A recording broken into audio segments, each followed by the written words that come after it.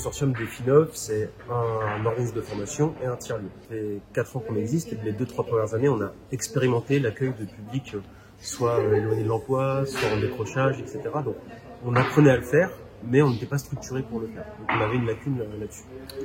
Et nous, quand on s'est rencontrés, ça a été source d'émulation.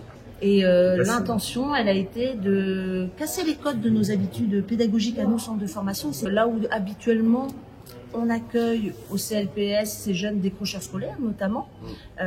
L'accueil s'est fait directement ici, comme un établi, donc dans le FAIRE. J'insiste là-dessus, mais c'est important. La proposition donc, de comme un établi, de fabrique, d'ateliers, de savoir-faire sur les métiers manuels, allait vraiment dans le sens de nous, l'accompagnement des publics que nous avons sur les gammes prépa, mais aussi plus largement sur les publics qui sont en orientation professionnelle. Et nous, on n'a pas vocation à devenir un organisme de formation. Par contre, on a les capacités à animer, à proposer une pédagogie un peu différente par le faire, et du coup, c'est vraiment complémentaire des actions qu'on pourrait mener au CLPS. Le partenariat avec Comme un établi, c'est aussi différentes modalités. Elles ont été testées auprès de Prépa Avenir Jeune. On a commencé par une modalité un peu moins engageante, mais qui permettait quand même de découvrir. C'est des visites qui durent sur une période d'une demi-journée. Oui, c'est ça, ouais.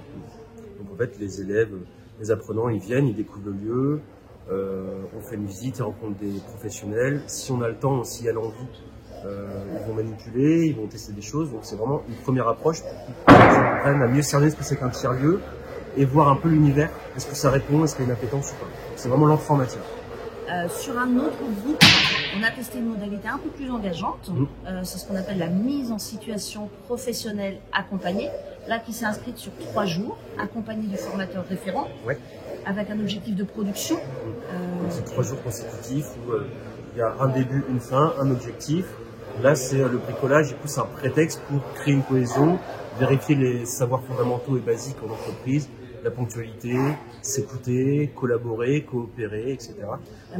La mobilité. Pour venir à un endroit, même si on est urbain, c'est pas toujours facile pour nos jeunes de se déplacer et d'être à l'heure. Et donc voilà, c'est 3 jours qu'on passe ensemble.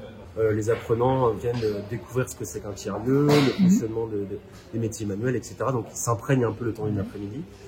Et après, ça va être jusqu'au temps de fabrication où on va vraiment concevoir et fabriquer un objet.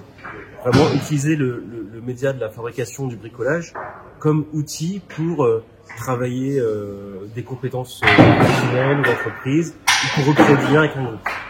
Et travailler aussi des compétences transversales de gestion de projet, enfin de conduite d'un projet. Chez les stagiaires sont amenés dans ces moments-là à travailler en équipe projet et à s'organiser entre eux aussi. Donc là, on va venir travailler les compétences transversales. Nous, de notre côté, ça nous permet d'offrir aux stagiaires qui sont en accompagnement chez nous, dans les établissements, d'offrir un panel de métiers manuels à découvrir, à expérimenter et la rencontre d'entreprises hébergées par Comme un établi, puisque pour le coup, il y a des entrepreneurs qui sont hébergés ici, qui rencontrent du coup les stagiaires, et là, on a sur des moments informels, des temps d'échange, et du coup qui viennent faciliter la projection vers un métier, vers un projet de nos stagiaires. Comme un établi s'inscrit pleinement dans ce qu'on recherche, c'est-à-dire des professionnels qui viennent poser un regard sur les savoir-être attendus en entreprise. Ça permet effectivement de mesurer ce qui va bien, mais aussi détecter avant le départ en entreprise des jeunes ce qui pourrait être à travailler pour faciliter et la réussite d'une immersion professionnelle. Fabriquer quelque chose, fabriquer un cadre, il faut apprendre à mesurer, utiliser un mètre, donc des compétences mathématiques très simples, mais pourtant qui ne sont pas forcément acquises, ou transformer, passer de millimètres à centimètres, etc. Donc en fait, c'est aussi des prétextes pour réinterroger les maths, mais à travers une pédagogie différenciante, c'est-à-dire qu'on va, avec le parcours de l'apprenant, on n'a pas une technique frontale de mathématiques pure et dure fondamentale devant un PowerPoint ou sur un cahier. En fait, on va l'approcher par un biais différent, où c'est plus accessible. En fait, ils font des maths, mais sans s'en rendre compte. Et pour nous, c'est autant d'indicateurs qui sont à mettre en place et à observer pour les travailler pour la future formation qualifiante, puisque un des objectifs visés pour ces jeunes-là, c'est de valider un projet professionnel pour entrer en formation qualifiante. Donc là, pour le coup, c'est un repérage qui est indispensable. Notre intention, c'est de poursuivre et d'essayer d'installer cette action, cette activité de façon durable. On a apprécié le faire. ça alimente le modèle économique des tiers-lieux. Il y a un vrai enjeu de développement là-dessus. Et là, les fonds sont ouverts. Maintenant, c'est l'histoire de trouver les financements, mais on se fait confiance et on va trouver. Ouais. J'ai beaucoup aimé faire ce projet collectif. Ça a permis d'avoir plus confiance en moi, d'être sociable, d'avoir l'esprit d'équipe, c'est important. Enfin, on a découvert plusieurs métiers comme charpentier, architecte, menuisier. C'est chouette, on a appris plein de choses sur ce projet collectif. C'est possible que je m'oriente dans la menuiserie, tout ce qui touche au bois.